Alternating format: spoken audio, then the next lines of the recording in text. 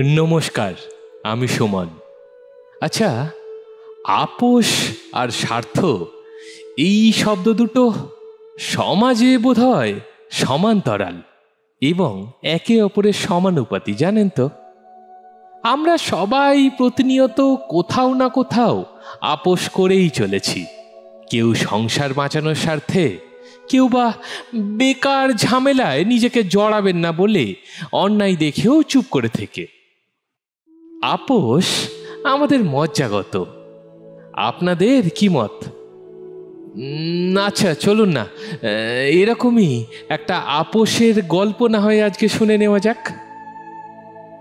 আমাদের আজকের নিবেদন বলাই চাঁদ মুখোপাধ্যায়ের লেখা সরসজ্জা। শরীরের সমস্ত রক্ত টকবক করিয়া ফুটিয়া উঠিল। অজ্ঞাতসারে হাতের মুষ্টি দুটো দৃঢ় হইয়া গেল।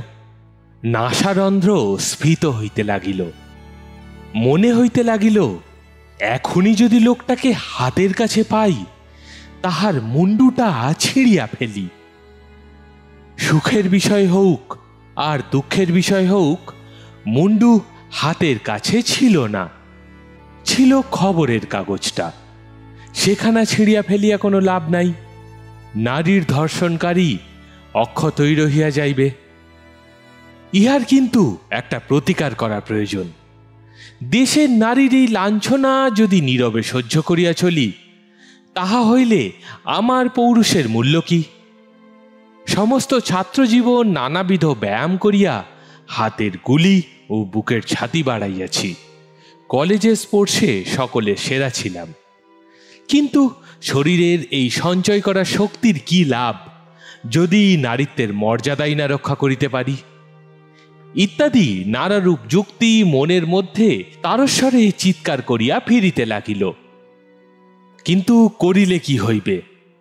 উপস্থিত কিছু করিবার উপায় নাই, এক উঠিয়া বসা ছাড়া। তাহাই করিলাম। উঠিয়া বসিলাম এবং জানালা দিয়া ভ্রুকুটিল মুখে বাহিরের দিকে চাহিয়া রহিলাম। বাহিরে অন্ধকার, গাঢ় অন্ধকার। আকাশে মিটিমিটি তারা জ্বলিতেছে। মনে হইল সমস্ত আকাশের নক্ষত্রগুলো আমাদের দুরবস্থা দেখিয়া মুখ টিপিয়া হাসিতেছে। অন্ধকারে সারি সারি দাঁড়াইয়া আছে, ওগুলো তাল গাছ না, প্রেতাত্মার দল। আমরা কি ভূতের রাজ্যে বাস করিতেছি? দূরের পাহাড়টা অন্ধকারে মনে হইতেছে যেন একটা বিরাট হিংস্র প্রাগৈতিহাসিক জন্তু ঘাপটি মারিয়া বসিয়া আছে। সুযোগ পাইলেই সমস্ত দেশটার ঘাড়ে লাফাইয়া পড়িবে। আবার কাগজটা খুলিয়া পড়িলাম। একজন অসহায় নারীকে প্রকাশ্য দিবালোকে।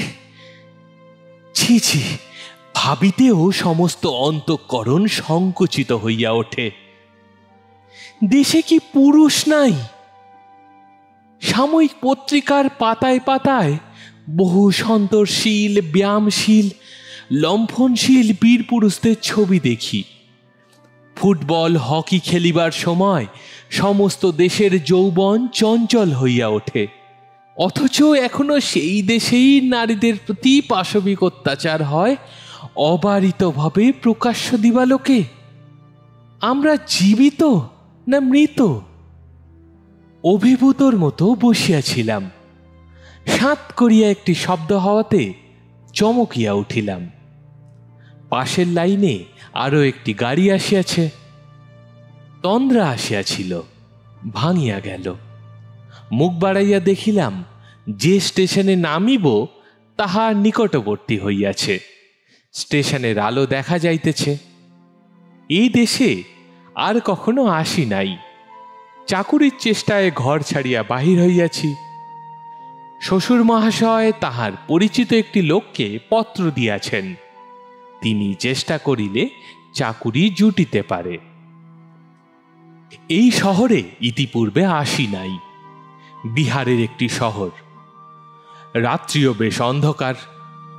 শ্বশুর মহাশয়ের পরিচিত সেই ভদ্রলোককে যদিও আমি চিনি, কিন্তু এই অন্ধকার রাত্রে এই অপরিচিত শহরে তাহার বাসা খুঁজিয়া বাহির করা সহজ নয়।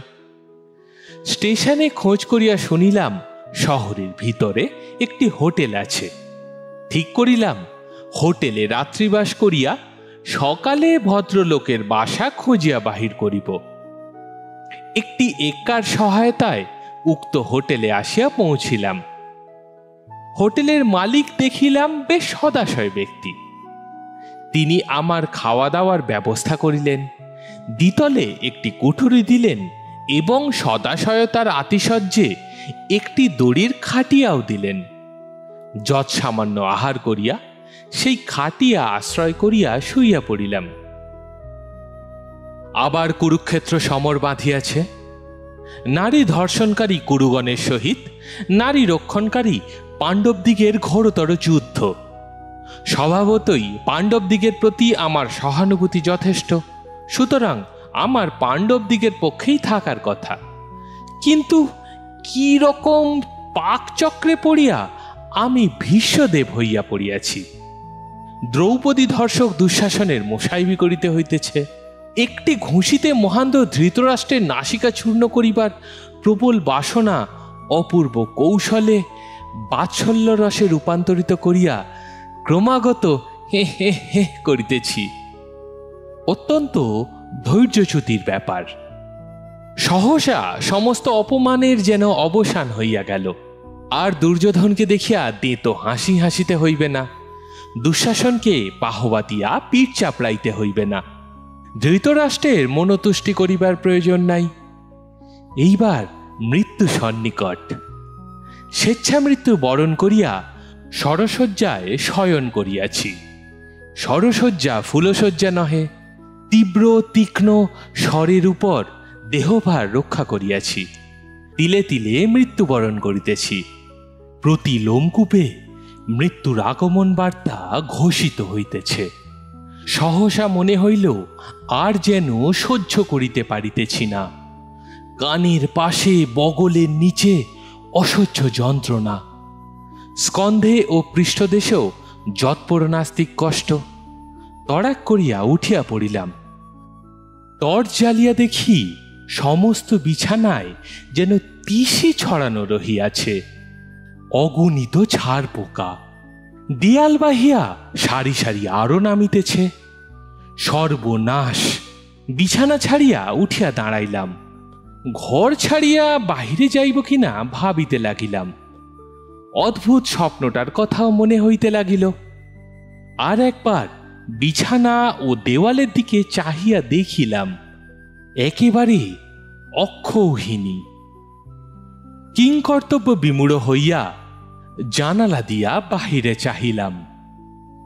বাহিরে চাহিবা মাত্র কর্তব্য অচিরেই স্থির হইয়া গেল। আমি দ্বিতলের কুঠুরি হইতে দেখিতে পাইলাম ঠিক নিচের গলিতে চেককাটা লুঙ্গি পরা একটি গাঁটটা গোঁট্টা গোছের লোক একটি বাড়ির জানালায় উঁকি দিয়াই চোরের মতো সরিয়া গেল। যে জানালায় লোকটি উঁকি দিয়া সরিয়া গেল, সেই জানালা দিয়া আমিও দৃষ্টি নিক্ষেপ করিলাম। আমার দ্বিতলের ঘর হইতে সহজেই তাহা সম্ভব। দেখিলাম একটি যুবতী শয়ন করিয়া আছে। পরনে একটি আধময়লা কাপড়, কোলের কাছে একটি শিশু, আর ঘরে কেহ নাই। চকিতের মধ্যে খবরের কাগজের সংবাদটা মনে পড়িল এবং সঙ্গে সঙ্গে মস্তিষ্কের ভিতর প্রচণ্ড বেগে একটি বিদ্যুৎ প্রবাহ বহিয়া গেল। লোকটাকে শিক্ষা দিতে হইবে, সমুচিত শিক্ষা দিতে হইবে, এমন শিক্ষা দিতে হইবে যাহা জীবনে সে আর কখনো ভুলিবে না। আমার ব্যায়াম করা শরীরের প্রতিটি পেশি আকুঞ্চিত হইয়া উঠিল। নিমেষের মধ্যে দ্বিতল হইতে অবতরণ করিয়া উক্ত গলিতে প্রবেশ করিলাম। প্রবেশ করিয়াই দেখিলাম লোকটি আবার জানালার কাছে গিয়া সন্তর্পণে উঁকি দিতেছে। রাস্কেল! সর্বাঙ্গ জ্বলিয়া গেল। কাল বিলম্ব না করিয়া দ্রুতপদে অগ্রসর হইয়া গেলাম। একটি চপেটাঘাতে বৎসকে ঠান্ডা করিয়া দিব। আমার পদশব্দ পাইয়াই লোকটি চমকিয়া মুখ ফিরাইল এবং আমি সঙ্গে সঙ্গে চড় না মারিয়া তাহাকে নমস্কার করিলাম। আশ্চর্য কাণ্ড! কিন্তু উপায় কি? ইনি আমার শ্বশুরের সেই পরিচিত ব্যক্তি এবং আমার ভরসাস্থল। উদ্ধত চপেটাঘাতকে কৃতাঞ্জলি পুটে পরিণত করিয়া মুখে বিনীত শ্রদ্ধার ভাব ফুটাইয়া বলিতে হইল, আপনার কাছেই এসেছি, বিমলবাবুর জামাই আমি। লোকটি রসভঙ্গ হওয়ায় বিরক্ত হইয়াছিল, কিন্তু সেই ভাব গোপন করিয়া গম্ভীরভাবে বলিলেন, বিমল আমাকেও লিখেছে। কোথায় উঠেছ তুমি? ওই হোটেলে। আচ্ছা, কাল সকালে দেখা করো। ফিরিয়া আসিয়া সেই সরসজ্জায় শয়ন করিলাম।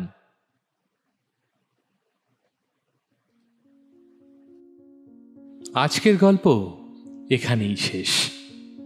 এই গল্পটা পড়তে পড়তে আমার সব থেকে বেশি কি মনে পড়ছিল জানেন? কবিগুরুর লেখা দুটো লাইন, অন্যায় যে করে আর অন্যায় যে সহে, তব ঘৃণা যেন তারে তৃণ সমদহে। আচ্ছা, লাইন দুটো তো আমরা সবাই জানি, শুনেছি, পড়েছি, উদাহরণস্বরূপ সবাইকে বলেছি, কিন্তু বুকে হাত রেখে বলুন তো, নিজের জীবনে মেনেছি কজন? আমাকে জিজ্ঞেস করলে আমি তো বুকে হাত রেখে অক্ষরে অক্ষরে মেনেছি বলতে পারবো না। আপনারা কে কি পারবেন, কে কতটা করেছেন জানান না আমাকে, একটু আলোচনা হোক। সাহিত্যের মজাই এই, মানুষের ভিতরকার দোষ ত্রুটি, অসুর ভগবান সবগুলোকেই না এবারে টেনে সামনে দাঁড় করিয়ে দেয়। যাই হোক, চিন্তাভাবনা চলুক, আলোচনা চলতে থাকুক। আজকের মতো আমি ছুটি নিই। খুব তাড়াতাড়ি আরও একটা মন ছুঁয়ে যাওয়া গল্প নিয়ে আপনাদের কাছে ফিরে আসবো। অনেক রাত হলো, ভালো থাকবেন, টাটা।